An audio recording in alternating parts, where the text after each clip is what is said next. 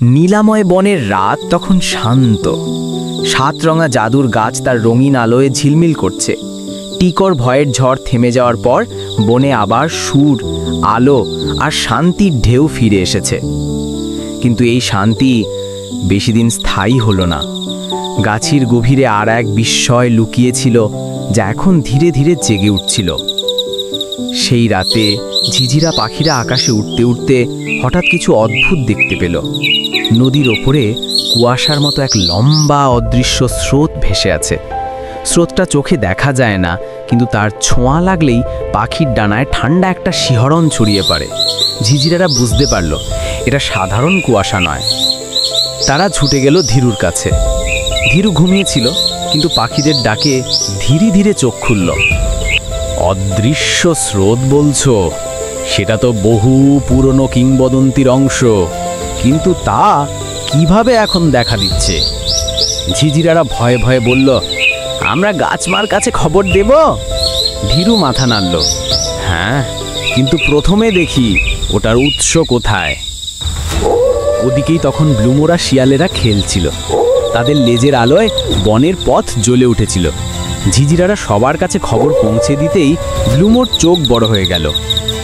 চলো আমরা আলো নিয়ে সামনে চলি, বলল দলের বড় ব্লুমো, যার নাম ছিল ফ্লারা। তার লেজের আগুন রঙা আলো পুরো দলকে নেতৃত্ব দিচ্ছিল। তারা সবাই নদীর ধারে পৌঁছলো। প্রথমে কিচ্ছু দেখা গেল না। তারপর হঠাৎ বাতাসে কেমন একটা ঢেউ উঠল। গাছে গাছে আলো কমে গেল, বাতাস ঠান্ডা হয়ে উঠল, জাদুর গাছের পাতাও কেঁপে উঠল। ধীরু গভীর শ্বাস নিল।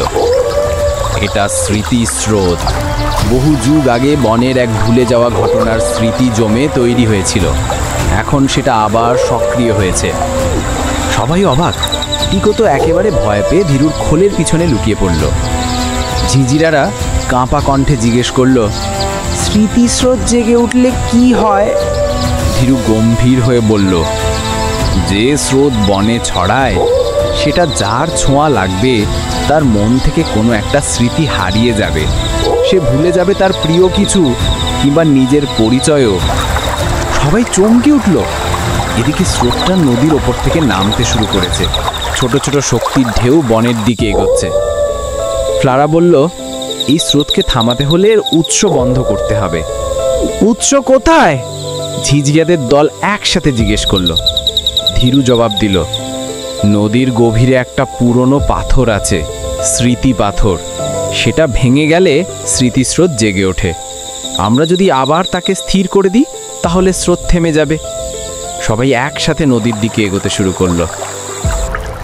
নদীর তলদেশে বিপদ। ব্লুমোরা শিয়ালেরা লেজের আলো জেলে পথ দেখাচ্ছে। ঝিঝিরারা আকাশ থেকে আলতো সুর ছড়াচ্ছে, যাতে পানির স্রোত শান্ত থাকে। ধীরু আর টিকো একসাথে ধীরে ধীরে নদীতে নামলো। নদীর ভেতরে ঢুকতেই দেখা গেল পানির নিচে অদ্ভুত সব নীল আলো ভাসছে। জল যেন কথা বলছে, গুনগুন করে পুরনো স্মৃতির আওয়াজ তুলছে। হঠাৎ একটা ঢেউ এসে টিকোকে টেনে নিতে লাগলো। টিকো! সবাই চিৎকার করে উঠল। ফ্লারা দ্রুত ডুব দিয়ে তার লেজের আলো টিকোর দিকে ছুঁয়ে দিল। আলো জ্বলতেই ঢেউটা পিছিয়ে গেল। ফ্লারা টিকোকে বাঁচালো, কিন্তু বুঝলো স্রোতটা এখন আগের থেকেও বিপজ্জনক। ধীরু বলল, সাবধান, যত কাছে যাব স্রোত তত স্মৃতি টেনে নেবে। তারা স্রোতের কেন্দ্রের দিকে এগোতেই দেখল একটা বড় কালচে পাথর ফেটে গেছে। তার ভেতর থেকে ধূসর আলো বেরোচ্ছে। এটাই সেই স্মৃতি পাথর। ধীরু ধীরে এগিয়ে গেল। পাতলা আলো তার শরীরে লাগতেই ধীরু চোখ কেঁপে উঠল। সে যেন কিছু ভুলে যেতে বসেছিল। টিকো চিৎকার করল, না, তুমি এগিয়েও না। কিন্তু ধীরু হাসল, ভুলে গেলেও সমস্যা নেই টিকো। বনের জন্য কিছু স্মৃতি হারালে যাক, আমরা আবার নতুন স্মৃতি তৈরি করব। তার কথা শুনে সবাই সাহস পেল। ঝিঝিরারা উচ্চ সুর তুলল।